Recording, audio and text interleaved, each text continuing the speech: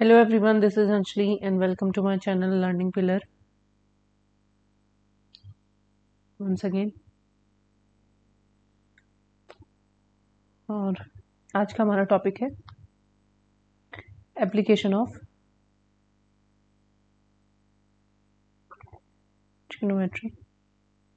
Application of trigonometry नहीं है actually, application of differential equation. Applications of differential, actually 10th की अभी video बना रहे थे तो वो ट्रिग्नोमेट्री याद रहा। Application of differential equation. So differential equation form करना, सेटिस्फाई कराना कि इसका सॉल्यूशन ये है जो क्वेश्चन में गिवन होता है ना, इस तरीके से हम कर चुके हैं। फिर डिफरेंशियल इक्वेशन गिवन होती है, उसका सॉल्यूशन खुद से फाइंड आउट करना, है ना, ये बहुत सारी चीज़ हम इसमें कर चुके हैं। आज हमें करना क्या है, आज हमें इसको डिफरेंशियल इक्वेशन को अप्लाई करना है कि हम इसको अप्लाई कहाँ कहाँ पे करते हैं, है ना, इसका यूज़ क्या है। सो बेसिकली जो वर्ड प्रॉब्लम होती हैं, वैसे तो इंजीनियरिंग में इसका काफ़ी यूज़ है। रेट देखा जाता है, डिफरेंशियल इक्वेशन का मतलब होता है कि हम रेट देखते हैं कि एक वेरिएबल में दूसरे के रेस्पेक्ट में क्या चेंज हो रहा है और कितना चेंज हो रहा है, तो हमें कंस्ट्रक्शन किस हिसाब से करनी चाहिए, वहाँ पे एंगल कितना लेना चाहिए, टेंजेंट क्या होनी चाहिए। तो इसमें हमें करना क्या, हमें खुद से बनाना है क्वेश्चन लेके, कोई रूल नहीं है इसमें, पीछे वाले रूल इस्तेमाल होंगे सब। क्वेश्चन कर लेते डिस्कस।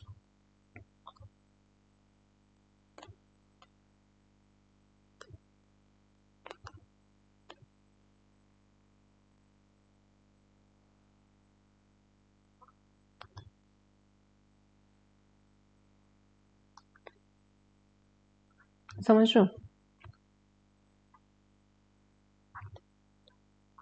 कि जो बलून है उसको हम फुला रहे हैं और कॉन्सेंट्रेट पे उसका वॉल्यूम बढ़ते जा रहा है। इनिशियली उस रेडियस इज 3 यूनिट एंड जब आपने उसको इन्फ्लेटेड कर दिया, कुछ टाइम के बाद उसकी रेडियस बढ़ जाएगी।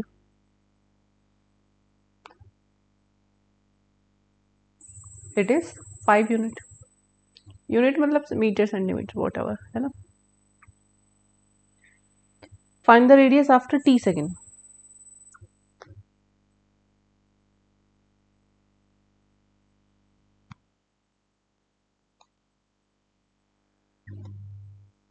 After t second.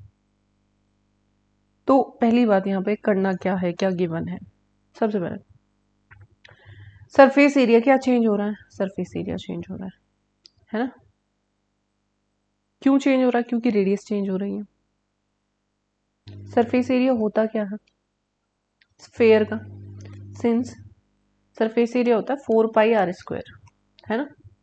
तो यहाँ से सरफेस एरिया का जो चेंज होगा ds/dt जो होगा टाइम के रिस्पेक्ट में कितना हो जाएगा, इसका भी टाइम के रिस्पेक्ट में ही कर दो भाई। दोनों तरफ आपने क्या किया, डिफरेंशिएट कर दिया। किसके रिस्पेक्ट में, टाइम के रिस्पेक्ट में, क्योंकि आप क्या कर रहे हो, बलून को इन्फ्लेटेड कर रहे हो और कुछ टाइम बाद उसका जो वॉल्यूम है वो बढ़ जाता है। तो टाइम पे डिपेंड कर रहे हैं ना दोनों चीजें। भाई सरफेस एरिया डिपेंड करता है आर पे, और आर किस पर डिपेंड कर रहा है, टी पर। तो इसका डिफरेंशिएशन करूंगे 2r।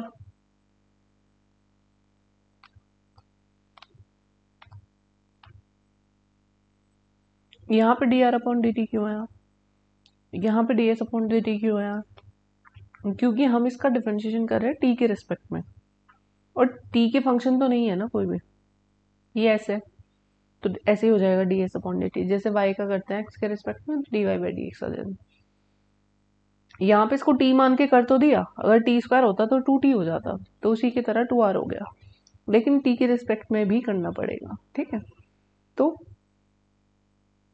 आप लिख सकते हो ds/dt is equal to 8πr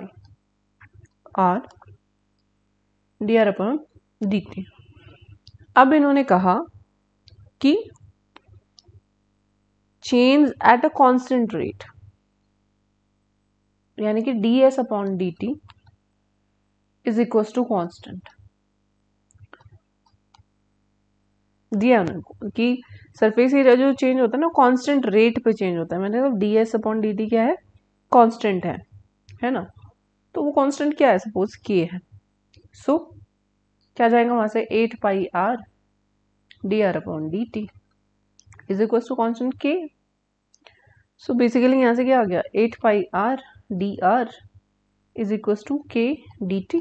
अब मुझे तो क्या निकालना, मेरे को तो r फाइंड आउट करना है इन टर्म्स ऑफ t। अब यहाँ से आप देख ही सकते हो कि वो ही आ रहा है अगर आप इंटीग्रेट करोगे दोनों तरफ, है ना, तो आपके पास r t की फंक्शंस में ही आएगा, integrating on both the side. भाई वेरिएबल सेपरेबल का फॉर्म बन गया है।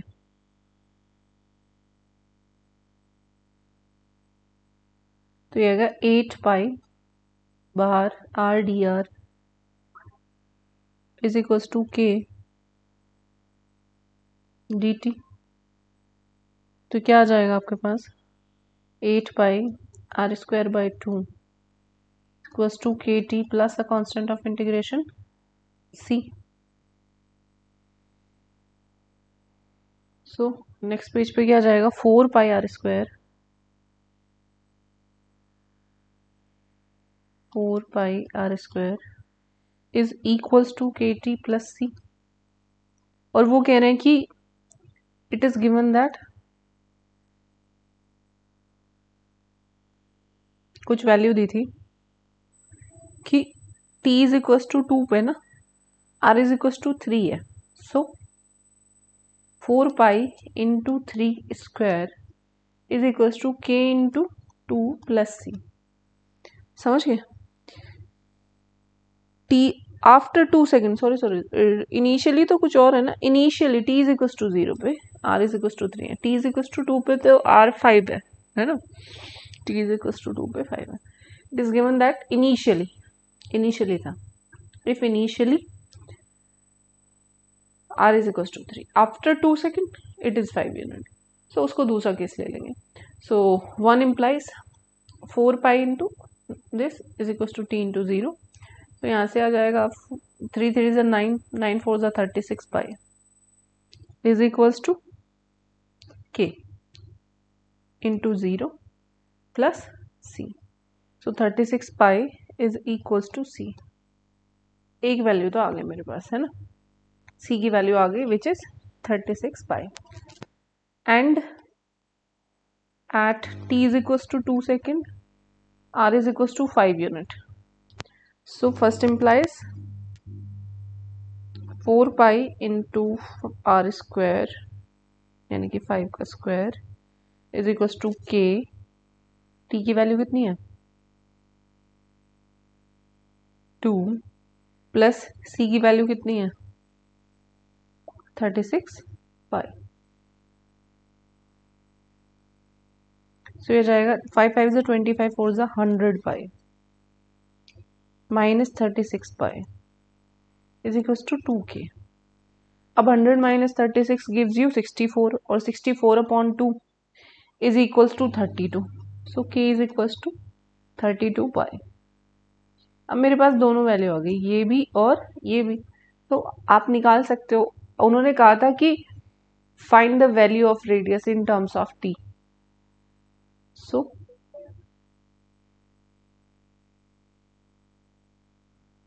4 pi 1 implies 4 pi r square is equals to के टी यानी कि 32 पाई t प्लस c यानी कि 36 पाई। सो यहाँ पे आप देख सकते पाई से पाई कैंसिल हो रहा है वैसे, और 4 भी कॉमन लेके आप काट सकते हो। तो r square is equal to 4 8 ज़ा 8t प्लस 4 9 ज़ा 8t प्लस 9, है ना। बेसिकली यहाँ से क्या आ गया, आर आ गया। उन्होंने कहा था आफ्टर t सेकेंड आप आर की वैल्यू बताएंगे, तो आर आप ऐसे ही छोड़ दो या फिर 8t प्लस 9 का स्क्वायर रूट ले दो। दिस इज योर आंसर, ठीक है जी। तो इसमें आपको करना क्या है, इसमें आपको डिफरेंशियल इक्वेशन खुद से फॉर्म करनी है एंड देन जो वो पूछते हैं वो हमें निकालना है, ठीक है। तो इसमें एग्जाम्पल तो कोई आया नहीं है, एग्जाम्पल कोई इतना इम्पोर्टेंट है भी नहीं, डायरेक्ट क्वेश्चन कर लेते हैं। वैसे ये इतना कंपैरेटिवली मैंने आपको पहले से बोला है कि उतना ज़्यादा वो नहीं होता है, ये इम्पोर्टेंट नहीं होता है जितना हमारे पास डिफरेंशियल इक्वेशंस की अलग अलग फॉर्म होती हैं important.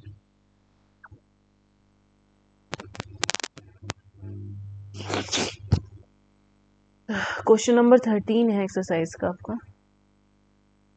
The slope of the tangent at a point p x Y.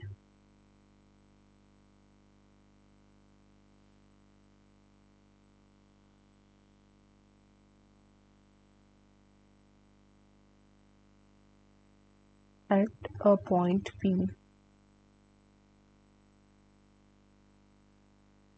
xy on a curve is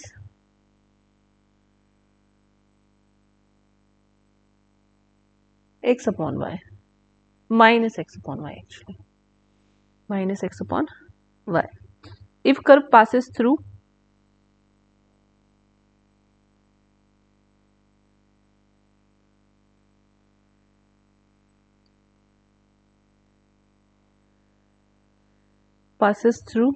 the point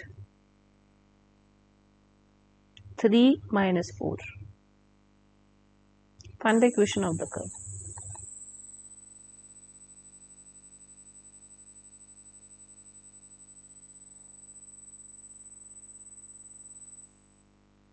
तो यहाँ पे देखो हमेशा कुछ ना कुछ गिवन होता है, या हमको रेट ऑफ चेंज देंगे या टेंजेंट देंगे या स्लोप देंगे, कुछ इस तरीके से कह सकते हैं। टेंजेंट का स्लोप क्या होता है किसी भी कर्व पर, अगर y is equal to function of x, एक कर्व है हमारे पास, है ना, y is equal to function of x, अगर एक कर्व है हमारे पास तो उसकी टेंजेंट का स्लोप क्या होगा, dy बाई डी एक्स, ठीक है। तो y is equal to f x तो आपको निकालना ही है यहाँ पे, और गिवन क्या है, dy बाई डी एक्स है, कितना है, माइनस एक्स अपॉन वाई है। तो क्या करें, यहाँ से हम सिंपल इसको इंटीग्रेट कर दें, तो y dy is equal to minus x d x.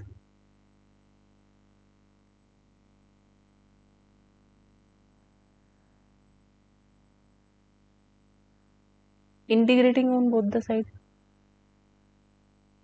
क्या जाएगा, y dy, अरे y dy क्यों, अभी तो यहाँ पे इंटीग्रेशन लिखो ना,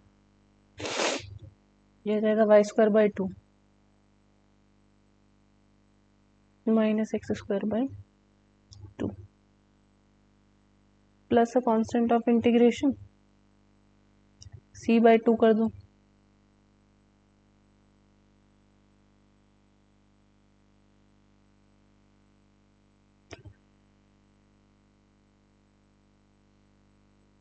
तो यहाँ से आ जाएगा X square plus Y square is equals to C.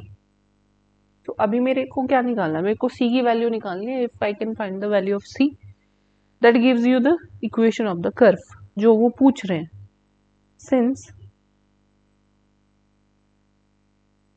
It passes through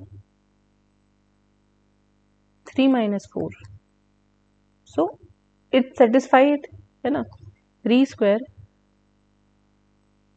plus minus 4 का square is equals to c, then 9 plus 16 is equals to c, implies c is equals to 25. So equation of curve is x square plus y square equals to 25, जो आप देख सकते हो कि circle है with radius 5 and center at origin, ठीक है भाई। तो बहुत ही आसान है चैप्टर ये आपका। अच्छा एक इसमें लास्ट क्वेश्चन कर लेते हैं। क्वेश्चन में इसलिए ले रहे हैं, क्वेश्चन आसान है, कोई दिक्कत नहीं है, लेकिन इसकी फिगर बहुत बड़ी बड़ी है तो आप कभी कंफ्यूज हो जाओ, और ये एनसीईआरटी और आरडी शर्मा दोनों का है क्वेश्चन। तो लास्ट क्वेश्चन लेते हैं, बाकी इसमें आप बहुत आसानी से, ये क्वेश्चन नंबर 7 है आरडी शर्मा में, the population of a city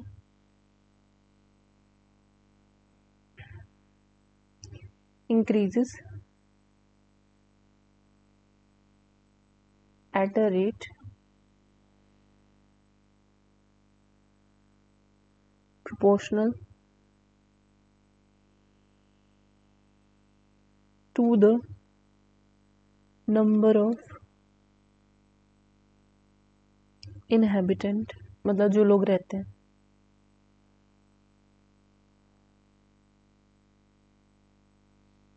present at time t.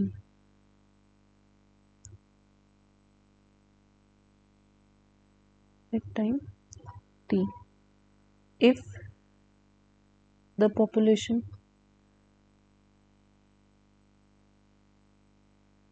of the city, ये जो गिवन होती है ना, इनको आपको इक्वेशन फॉर्म करने में कोई वो नहीं यूज होता, बस ये तो कांस्टेंट की वैल्यू फाइंड आउट करने के लिए होते हैं. वर्स 20,000 की 2 lakh 2 lakh 2 lakh in 1990 and 2,50,000 in 2000. What will be the population in 2010?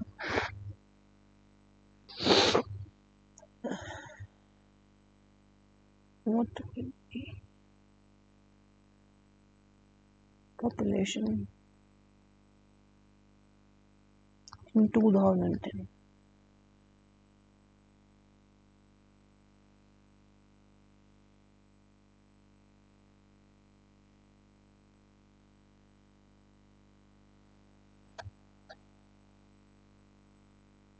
ठीक है भाई. सो अब यहाँ पे देखो है क्या क्वेश्चन, जो पॉपुलेशन है सिटी की वो इंक्रीज हो रही है ना, तो टाइम के रेस्पेक्ट में इंक्रीज हो रहा है. अब पॉपुलेशन को सपोज तुमने माना कितनी है, पी है, तो जो चेंज होगा वो क्या होगा, डीपी अपॉन डी है ना, और वो डीपी अपॉन डी किसके प्रोपोर्शनल है, तो the population of a city increases at a rate proportional to the number of inhabitant present at time T.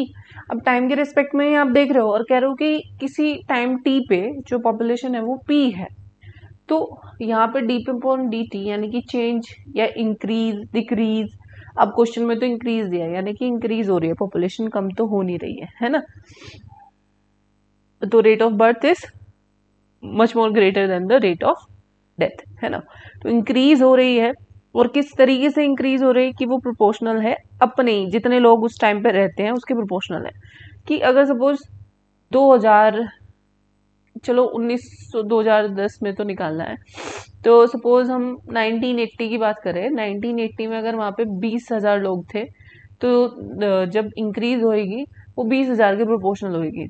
फिर नेक्स्ट ईयर बढ़ के कुछ 25,000 हो गए तो 1981 में 25,000 का उतने ही परसेंट, सेम परसेंट इंक्रीज हो जाएगा है ना. फिर सपोज अब बढ़ के 30,000 हो गए या 32,000 हो गए, तो नेक्स्ट ईयर फिर 32,000 का उतना ही परसेंट पड़ जाएगा, तो हर साल और ज्यादा ज्यादा ज्यादा बढ़ते जाएगी, क्योंकि जितने लोग उसमें रहते हैं सिटी में, उसी के डायरेक्टली प्रोपोर्शनल है the rate of change in population, the increase in population. ठीक है, तो आप क्या मानोगे, let p is the population of the city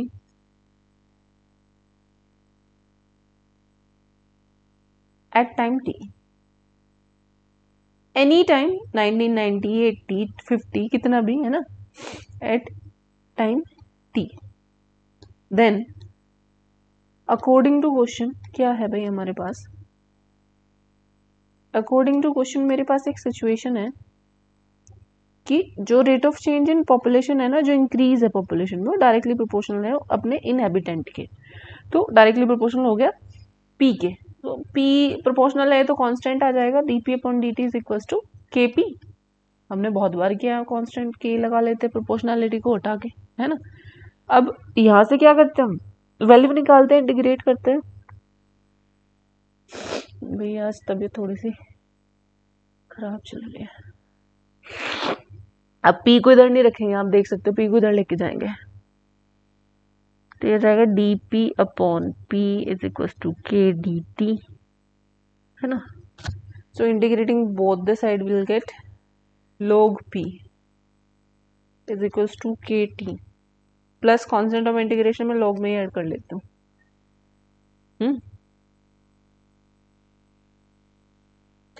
अब जो वैल्यू हमें निकाली, अब तो हम इसमें वो डालेंगे। मैंने कहा था कि डिफरेंशियल इक्वेशन का सॉल्यूशन निकालने में जो गिवन इंफॉर्मेशन होती है उसका कोई यूज नहीं होता। यूज होता है कि 1990 में 2 लाख थी और 2000 में 2.5 लाख हो गई, तो उनसे 2 इक्वेशन आएंगी। 2 इक्वेशन क्यों? क्योंकि मेरे पास 2 कांस्टेंट है के और सी, तो के और सी की वैल्यू निकालने के लिए 2 ही आ जाएंगे मेरे पास। तो इनिशियली क्या है, t इज इक्वल्स टू 1990 है, p is equals to 2 lakh है ना, एंड जब 2000 साल की बात हो रही है तभी p is equals to 2.5 lakh.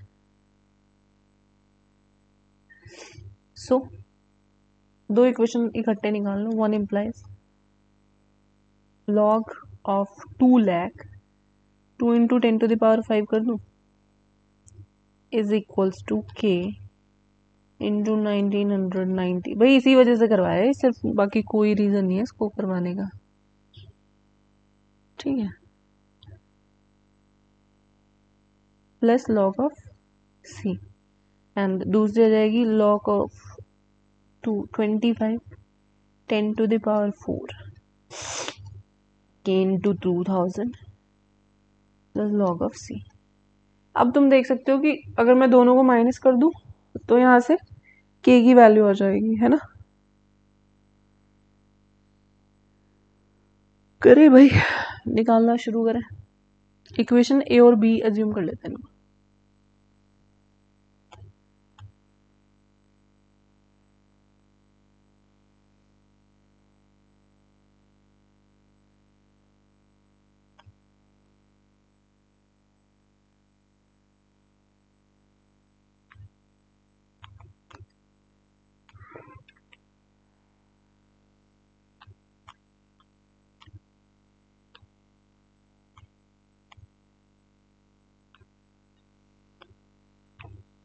ठीक है भाई,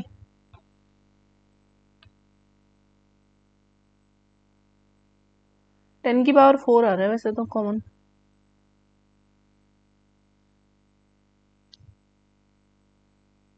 log m माइनस n क्या होता है? log m upon n।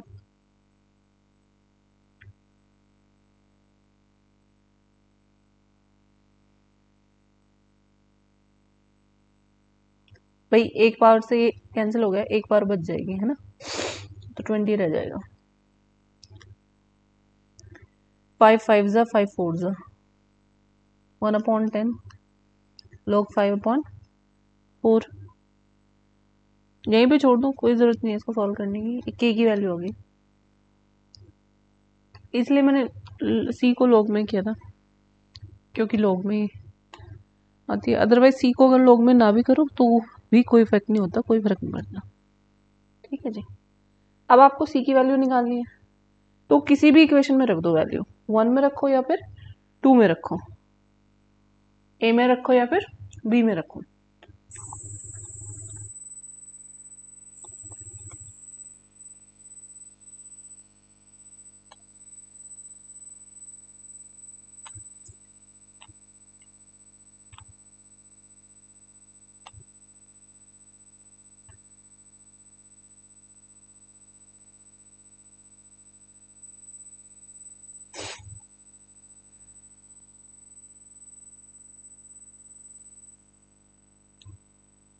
ठीक है जी, इसको उधर ले जाओ दूसरी साइड।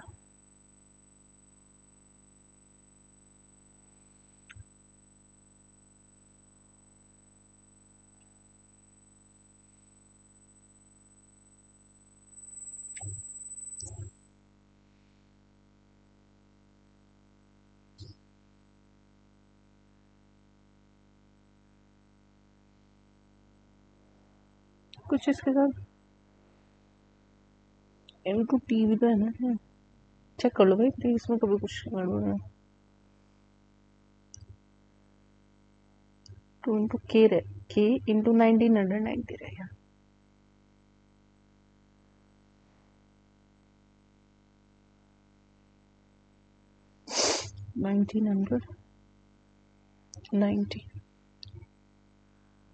इससे चलो हम 2020, चलो कोई फर्क नहीं होगा, इंटू 9, इस 10 से 10 गया। ठीक है जी, तो log C आ गया मेरे पास।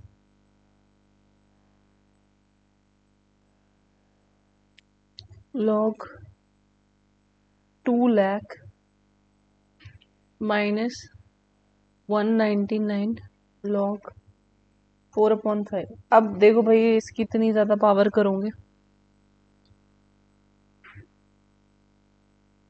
तो निकालना थोड़ा सा मुश्किल हो जाएगा, तो यहीं रख दो value, using the value of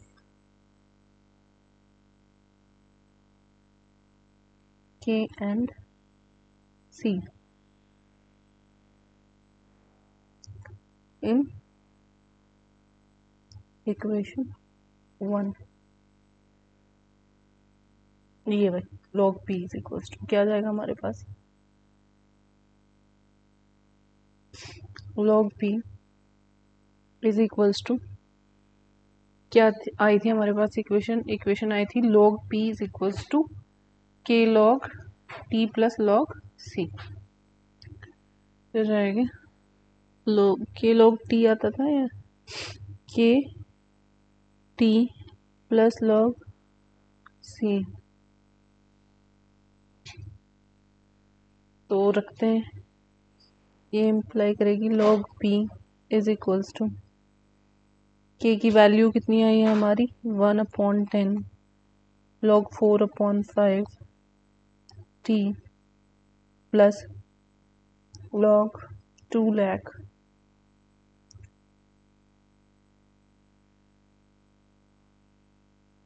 minus 199 log 4/5।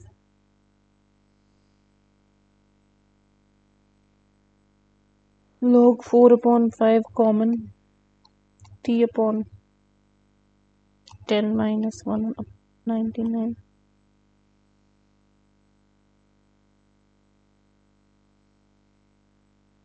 Plus log 2 lakh, है ना, यहीं पे छोड़ दो। This is the population of the city at any time t। तो इस इक्वेशन से हम निकाल सकते हैं, हमें यहाँ पे log 2 लाख को सॉल्व करने की जरूरत नहीं है, log 2 की वैल्यू होती है, आप निकाल सकते हो इसकी वैल्यू बड़ी आसानी से, क्योंकि हो जाएगा 2 इंटू 10 की पावर 5, फिर हो जाएगा log 2 प्लस log 10 की पावर 5, हो जाएगा 5 log 10। ठीक है, कोई जरूरत नहीं है यहाँ पर निकालने की, क्योंकि आपसे वैल्यू नहीं पूछे, आपसे सिर्फ पॉपुलेशन पूछी है और वो आपने बता दी कि भाई पॉपुलेशन इस इक्वेशन से आप निकाल सकते हो किसी भी टाइम t पर। ठीक है, सो इसके बाद अब हमारा differential equation, application of differential equation completely खत्म हो जाता है, और जो हमारा नेक्स्ट टॉपिक है वो है वेक्टर।